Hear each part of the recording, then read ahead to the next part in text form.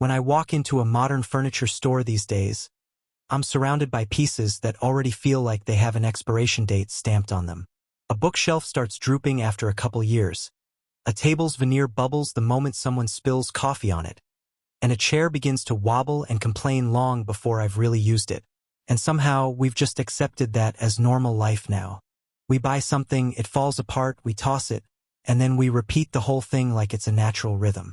That's the loop we live in: convenience, followed by disappointment, followed by yet another purchase.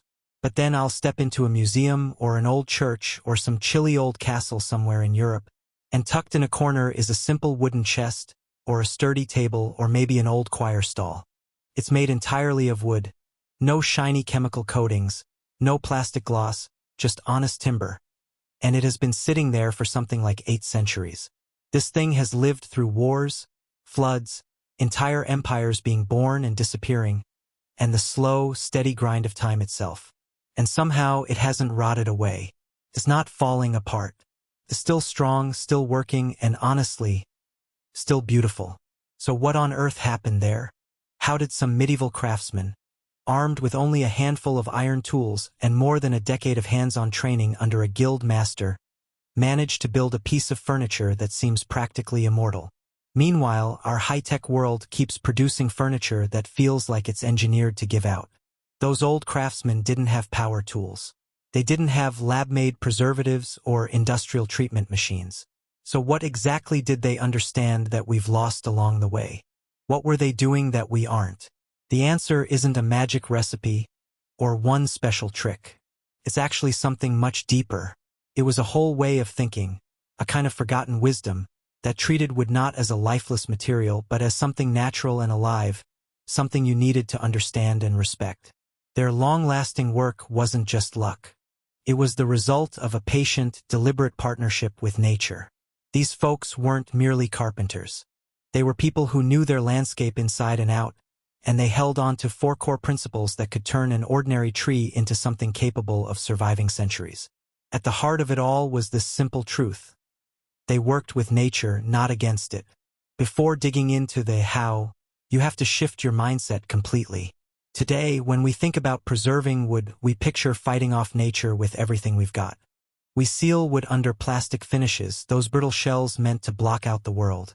Or we soak it in chemical cocktails like chromate copper arsenate, which was so toxic it got pulled from most residential use in 2003 because the arsenic could seep into the ground. We're fighting a chemical war against decay. And losing. The plastic coatings crack, water sneaks underneath, gets trapped, and rot starts spreading from the inside out. By the time you notice, it's already too late.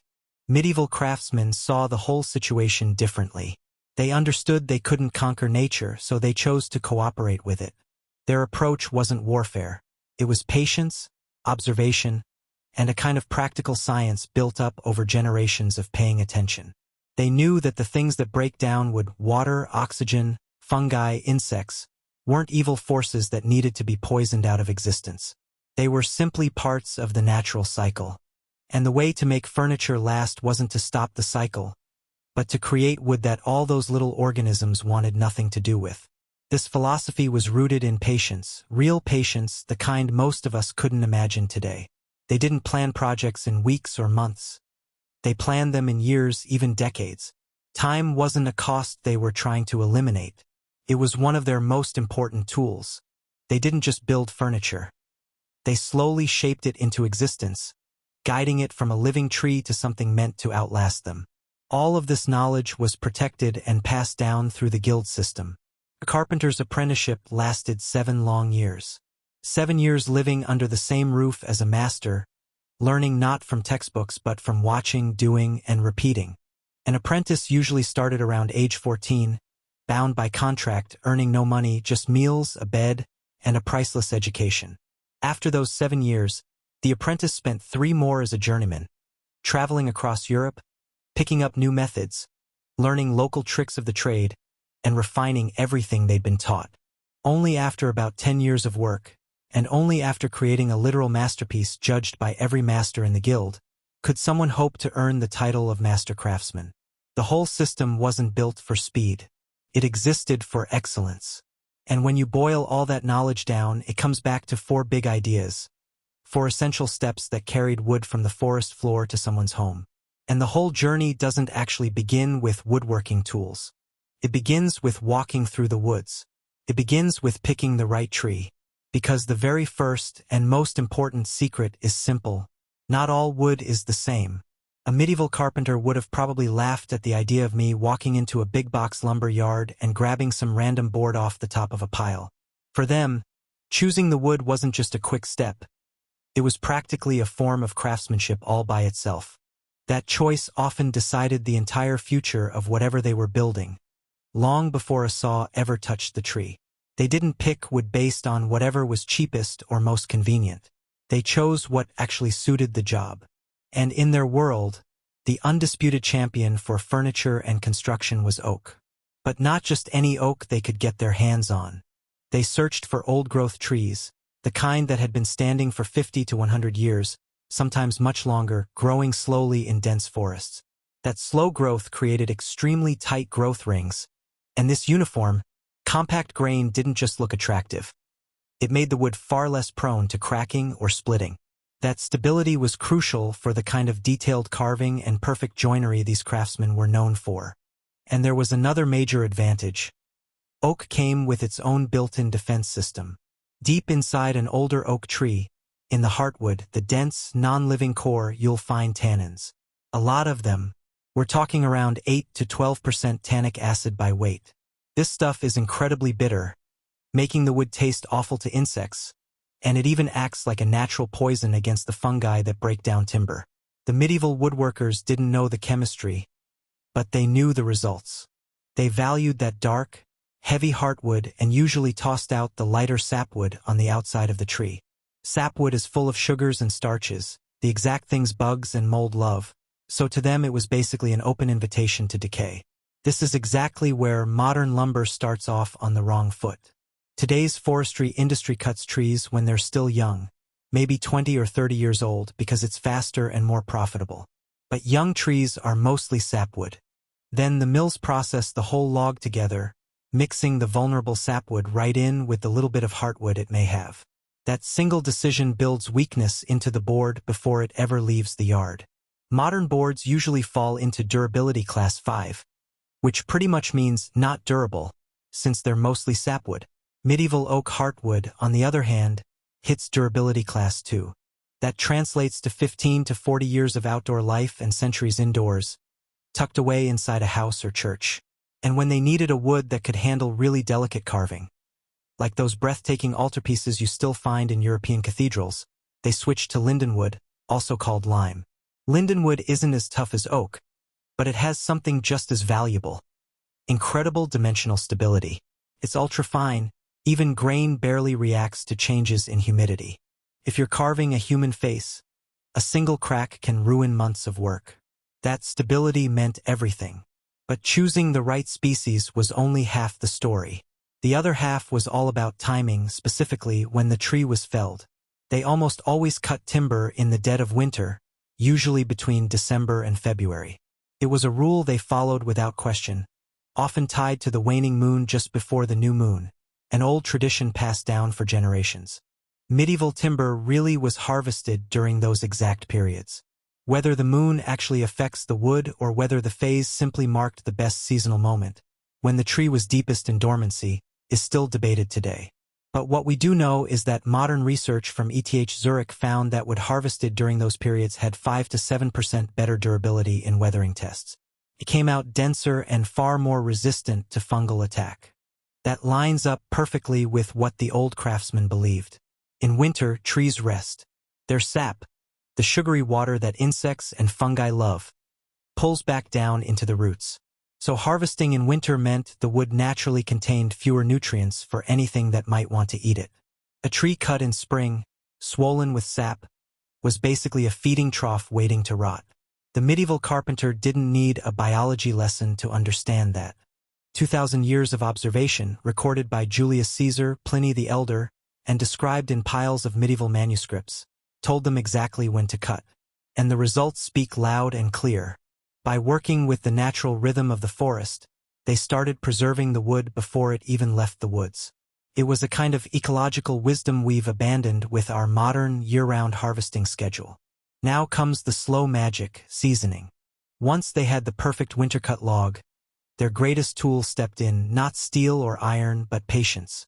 Using green wood for furniture wasn't even an option back then. Freshly cut logs are loaded with water, sometimes more than half their total weight. If you built something from that, you were basically guaranteeing disaster. As the water slowly evaporates, the wood shrinks, twists, and warps. A sturdy table would buckle. A chest would crack open like an old suitcase. So the wood had to be seasoned, and their method was a masterclass in letting nature take the lead. The technique they used most was simple air drying.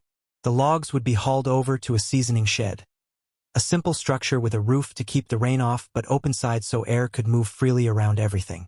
They stacked the logs on top of stones so they wouldn't soak up moisture from the ground, and slipped thin sticks, called stickers, between every single layer to make sure air could reach every surface. And then, they waited. For years. A single 1-inch oak board might sit for an entire year before it was ready. A gigantic beam meant for a cathedral roof might rest there for 10 years or more. In fact, building contracts from the 1300s show that customers were expected to supply their timber several years ahead of time. During all this patient waiting, the moisture inside the wood slowly and evenly made its way out. The fibers tightened, the natural resins hardened, and all those built-in stresses relaxed inch by inch. The wood wasn't simply drying. It was settling, taking on its permanent form, the one it would hold for the rest of its life. This couldn't be more different from modern kiln drying, where we shove wood into massive ovens and blast out the moisture in a matter of days. That harsh, rapid process creates brittle boards filled with hidden stresses. It's a little like baking a cake at twice the temperature for half the time. The outside looks fine, but the inside is still a disaster. But air drying wasn't their only method. For certain kinds of projects, they used a technique that sounds completely backwards: water seasoning. I know it seems crazy. To protect wood from moisture, you start by sinking it underwater. They'd chain logs together and drop them into a river or pond, sometimes leaving them submerged for months or even years. The 15th century architect Leon Battista Alberti wrote about this, pointing out that it made the wood more stable and easier to carve. They didn't know the microbiology behind it, but their instincts were dead on.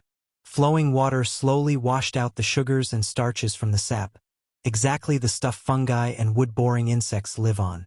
In other words, they cut off the food supply before the pests even showed up. When the log finally came back out of the water, what remained was a cleaner, purer cellulose structure that pests didn't find nearly as appealing. The process also left the timber darker, denser, and naturally tougher. The wooden foundation piles that hold up the entire city of Venice are a perfect example of this technique at work. Water blocks oxygen, which stops decay, while gently cleaning the wood from the inside out. After this long soak, the logs were air-dried again, producing timber that was even stronger and far more resistant to rot. And that leads into nature's armor. Once the wood was carefully chosen and patiently seasoned, medieval craftsmen moved on to the third stage, building a protective shield. But their idea of protection couldn't have been more different from ours. Today we slather wood with polyurethane and similar products, thin plastic films that sit on top of the surface. The problem is those barriers are fragile. They scratch, they crack, and the moment they fail, moisture sneaks underneath and gets trapped, creating the perfect little greenhouse for rot. The medieval mindset went in the exact opposite direction. Instead of sealing the outside, they worked to strengthen the inside.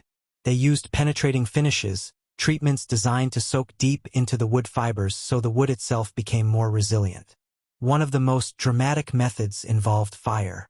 Craftsmen would lightly scorch the outer layer of the wood in a controlled burn. This idea, fire hardening, was common throughout medieval Europe, and it's still perfected today in the Japanese technique known as shosugiban. The flame burns off the soft, sugary outer fibers and leaves behind a sterile layer of carbon. This charred surface naturally repels water, tastes terrible to insects, and even resists fire a little, since that layer has already burned. After the charring, or sometimes instead of it, came the oils and resins. The most important of these was pine tar.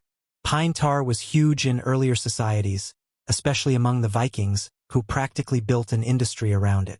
It's a thick, black, sticky substance extracted from pine stumps. Craftsmen would heat the tar and rub it deep into the wood while it was warm. The heat helped it soak into the pores, and once inside, its natural chemicals worked like a toxin against fungi and a barrier against insects. But the real brilliance came from the way they mixed these materials. One of the most powerful old recipes involved 3 ingredients. The first was pine tar for its antifungal punch. Then they blended it with boiled linseed oil. Linseed oil sinks deep into wood, but its real trick happens after it gets there.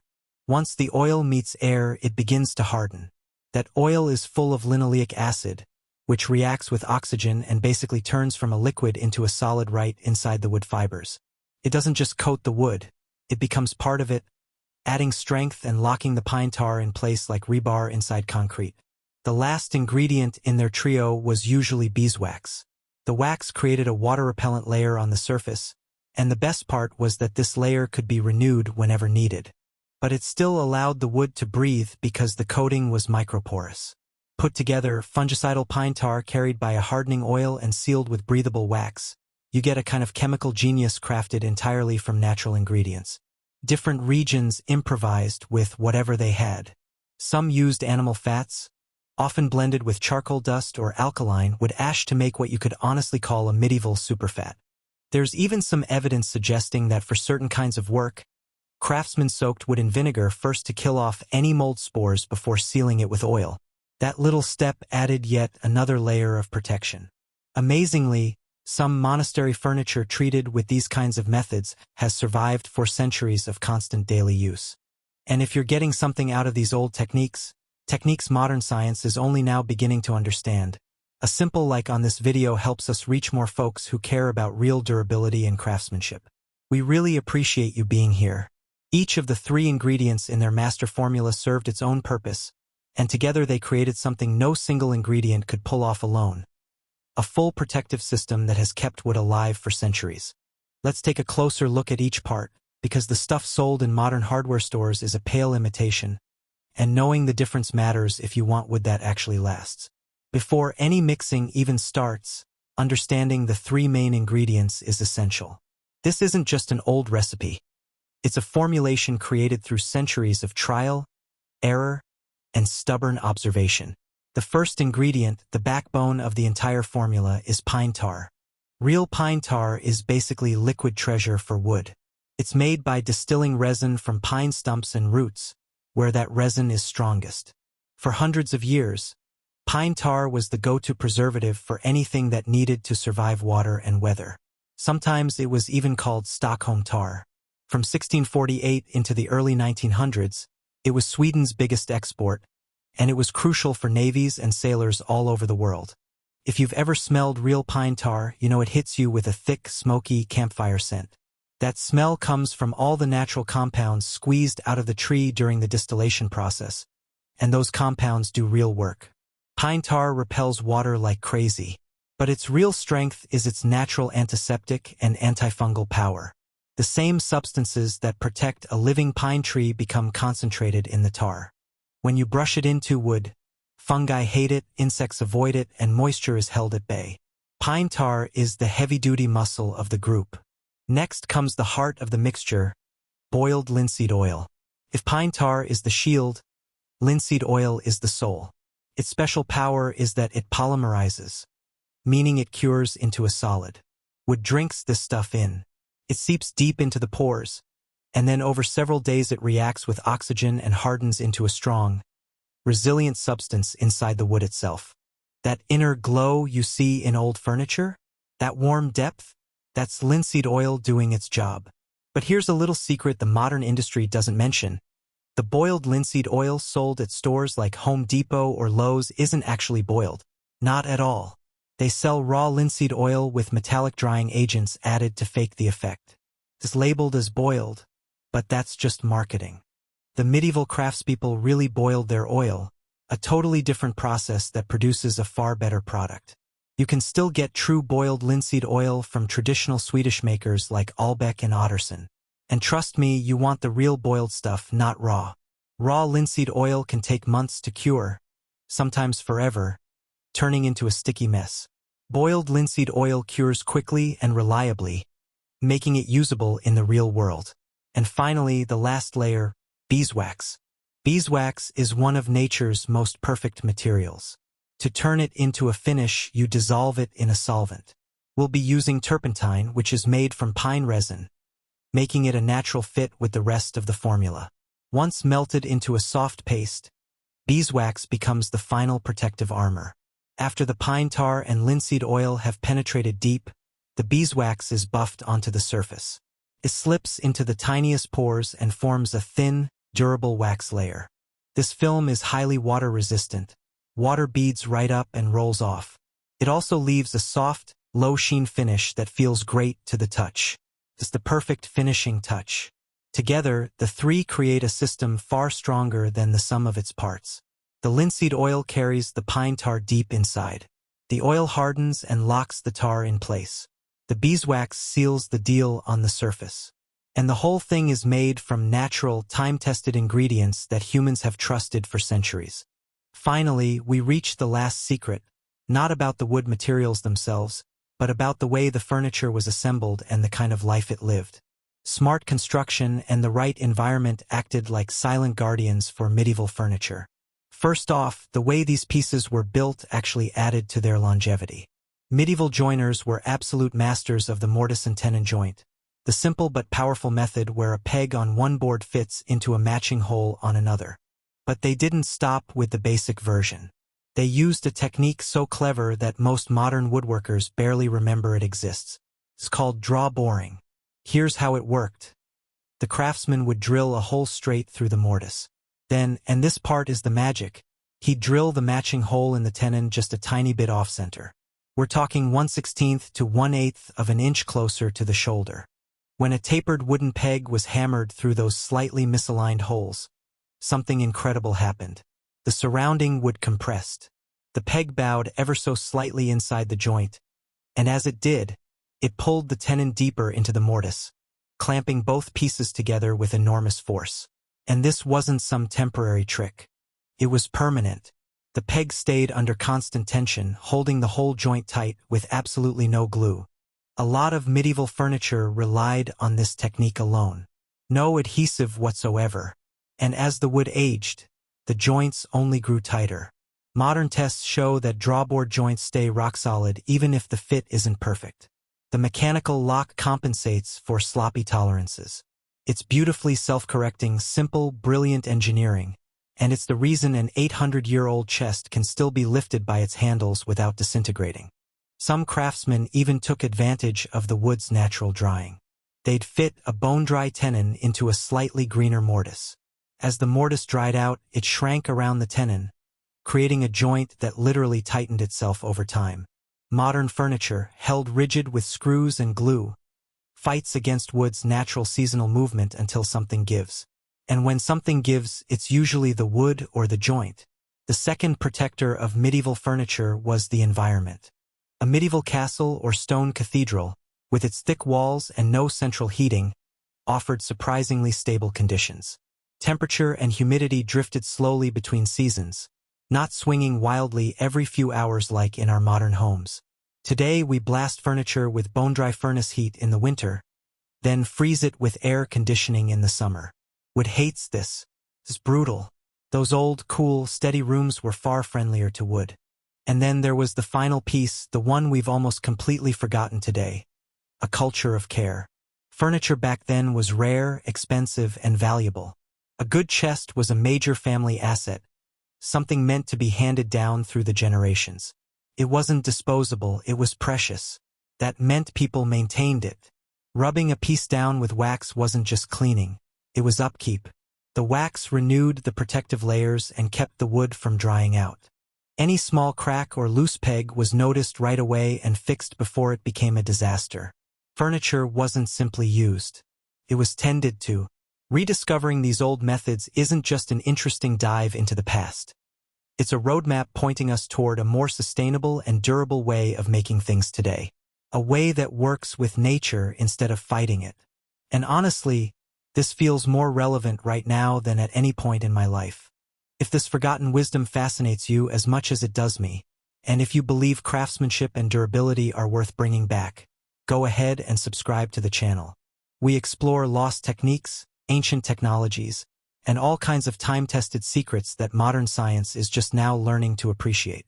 Come along as we keep uncovering the brilliance of the past. So why does an 800-year-old chest stay solid while a modern bookshelf barely survives a few seasons? The answer isn't one single thing. It's everything. It's an entire philosophy we've allowed to disappear. The numbers speak for themselves. Properly selected and seasoned oak heartwood?